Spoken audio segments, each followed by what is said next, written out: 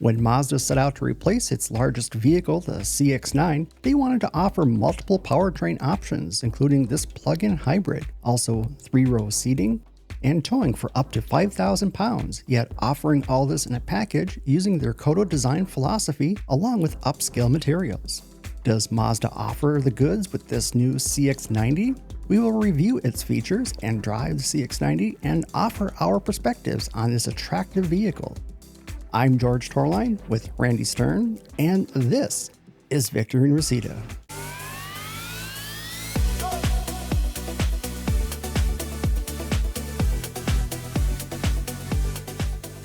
This is the new 3-row SUV that is now the flagship in Mazda's lineup. Replacing the CX-9, the CX-90 follows a new twist to Mazda's Kodo Soul of Motion design language. It is apparent up front with a different approach. The front end is flatter than its stablemates, while exuding a luxurious texture in the grille and headlamp units. The profile is more formal, with a longer roofline and a gentler slope in the rear glass area. There is more glass overall, especially on the C-pillar. The rear end has larger tail lamp units that stretch further horizontally towards the center of the tailgate. Each of these elements were designed for the CX-90's upmarket ambitions. Our tester is the Premium Plus trim package, which adds more chrome in the appropriate areas, and a set of 21-inch alloy wheels. The front fender badge also points to what lies underneath the hood. In our case, it is the PHEV driveline, the first plug-in hybrid offered by Mazda. If you're looking for Mazda's ambitions to move upmarket, step inside the CX-90's cabin. Our Premium Plus tester offers the brand's highest level of luxury in its history. You are treated to soft touch points, handsome black and tan leather, and an elevated feel overall. It starts with a new 12.3-inch fully digital instrument cluster that is customizable in a few places. That also includes the active driving display shown on the windshield. The transmission now uses a shift-by-wire method through a stubby actuator on the center console. The 12.3-inch infotainment screen now includes wireless smartphone mirroring.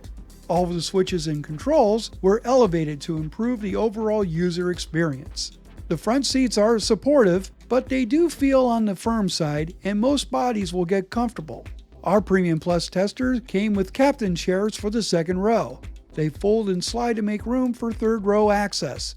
In all, 7 passengers can be accommodated inside the CX-90. Cargo space is generous behind a third row of seats, starting with 15.9 cubic feet. If you fold down the 60-40 split third row seats, that space expands to 40.1 cubic feet. With all seats folded down, you have a maximum space of 75.2 cubic feet. The new plug-in hybrid driveline starts with a 2.5-liter 4-cylinder engine and an electric motor. Combined, it yields up to 323 horsepower and 369 pound-feet of torque. The 8-speed automatic transmission is connected to both electric and gasoline motors as it sends power to all 4 wheels. As for fuel economy, we average 36.5 miles per gallon. Let's join Randy and George as they take the new CX-90 on the road. So Randy, we're in the 2024 Mazda CX-90 PHEV. This is Mazda's credo of its ambition towards being a luxury brand. Yes, and they've really done a nice job, I think, of giving you kind of an upscale feel that Mazda has been shooting for, with the soft touch textures on the interior, as well as more of a softer drive experience compared to, let's say, like a CX-5. Yeah, like our VNR machine, for example. However, here's the question I'm going to ask. Is this premium enough? I'm going to say it's premium light, in that it's not quite there. And I would wish Mazda would explore a little bit more into some of the premium materials. I mean, you've got a really nice soft texture on the dash, which is great, but I'd like to see them explore a little bit more in creating a little bit more of a refined interior if they really want to be premium.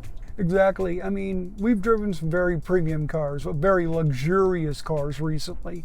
The bar is there. It's just that Mazda needs to get much closer, if not at the bar. They did do some nice improvements in that they got rid of the piano black, which is much appreciated. They have this really nice silver and black texture on the center console. And then where it is black, it's more of a flat black, and it doesn't attract fingerprints and dirt and scratches like piano black would. Absolutely.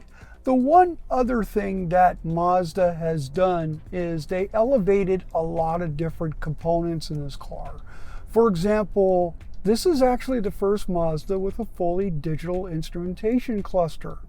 Yeah, it looks really nice. The graphics are definitely on brand. They also did some improvements with Mazda Connect. Now you can utilize smartphone mirroring without wires. Yes, wireless Apple CarPlay and Android Auto.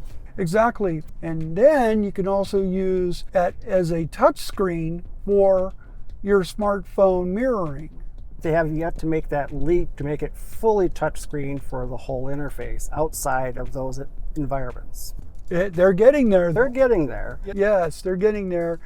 Now, you had an issue with the shifter. Well, Mazda decided to do something interesting where instead of you have park, reverse, neutral drive, Mazda decided to put the park position over towards the left. So in order to get out of park, you have to go horizontally and then back.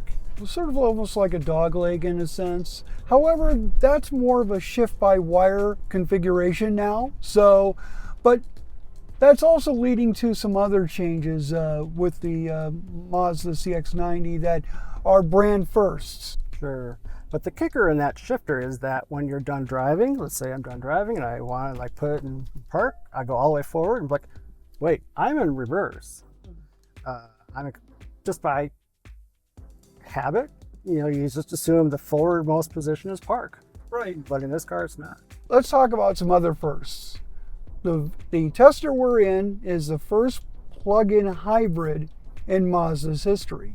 Yes, they've added a hybrid battery pack to this, which can run in full EV mode. We got about 28 miles of maximum range. Charge time took about 2 hours through the home level 2 port, and it drives well when it's in EV mode. It has more than sufficient power to maintain the flow of traffic. So if you have short runs, you can run it in full EV mode the whole time. Yet if you do need that extra full throttle power, the engine will still kick in to supplement what the electric motors are doing. Well, let me break this down for you. The driveline is very familiar. Half of it is. It is the same 2.5 liter Skyactiv G 4-cylinder engine that's not turbocharged that is in the VNR machine. That's correct. Now, the other half is an electric motor. And they place that motor behind the motor between the transmissions so that when the motor spins, the transmission will act the same way as it does when it's running on gas. Exactly. You have the new 8-speed automatic transmission. A Mazda first. That's right. And you feel those when you're initially accelerating. You'll go through first, second, and third fairly quickly instead of having a long first gear. So, and of course, every PHEV is all-wheel drive. Major plus for those of us in northern climes. Right. We'll have all the traction that we need in the winter. It's also shaped a little bit differently because the CX-9 had a much more sloping roof, whereas this has a little bit more of an uprightness in the back, a little bit more interior and cargo volume. So there is some clear differences, and that's why I use the word elevated, because the CX-90 elevates what the CX-9 has been for years. So as far as the ride quality, I think it has a nice ride to it. So we're going over some bumpy areas right now, and it controls the bumps well. It has 21-inch wheels though, so I think if it had the standard 19s, it might be even smoother. But considering the 21s, this isn't doing too bad. I would agree. Now also my comparison would be with the CX-9 I've driven, which I've had more time with. It's comparable. It's really comparable to the CX-9. I mean, it does the same behavior on the road. However, keep in mind that this is more of a rear wheel biased platform versus a front wheel drive platform in the CX-9. I think where Mazda is going as far as its upward trajectory in terms of being more of a premium brand of vehicle. This is a very good effort. It's going to get up there. It is comparable with some of its contemporaries. However, Mazda needs to really up the game in terms of marketing this vehicle as a more premium vehicle, and they're doing so right now. So in summary, this particular PHEV version of the CX-90 I think is really nice. It has the flexibility of running in a full EV mode. That's a very pleasant everyday kind of a vehicle, especially if you're commuting or something like that, or hauling the kids around. Absolutely. I mean, you're pipped for choice, because when you go with one of the two inline sixes, then you have a choice of 8 trim levels. Now, if you go PHEV, you only have a choice of 3. Well, they give us plenty of options, so you're bound to find a version of the CX-90 that will suit you best. Absolutely, yes. When looking at some of the CX-90's illumination features, you'll notice the turn signals pulse on and then fade out each time it flashes. This is true for the front and rear turn signals, and even the turn markers on the backs of the side view mirrors. The rear turn signals are their own units and are amber in color. The lighting for the rear license plate area uses 2 LED bulbs, which lights up the plate area very well. We found the CX-90's headlight illumination to be good, and with the adaptive headlight beams to help with cornering. In our thermal imaging tests, we found the front heated seats offered good heating element coverage across the seat bottoms and up the seat backs from the lower and mid-back regions. Unfortunately, the steering wheel on our tester only offered heating on the sides of the wheel, but not on the top and bottom sections. It would be nice to see heating elements around the entire diameter of the wheel. Pricing for the 2024 Mazda CX-90 starts at $39,595. The CX-90 is available in 8 trim levels plus 3 PHEV models. The PHEV models start from $47,445. Our PHEV Premium Plus model came with a sticker price of $58,920. With practical style and comfort, the 2024 Mazda CX-90 is a worthy contender in the competitive 3-row family hauler segment. Have you driven the CX-90 yet? Let us know in the comments below. And if you found this video helpful, please consider giving it a thumbs up. For more review content, check out our other videos here on our channel and also our website at victoryandreseda.net. Thank you for watching, and we'll see you in the next video.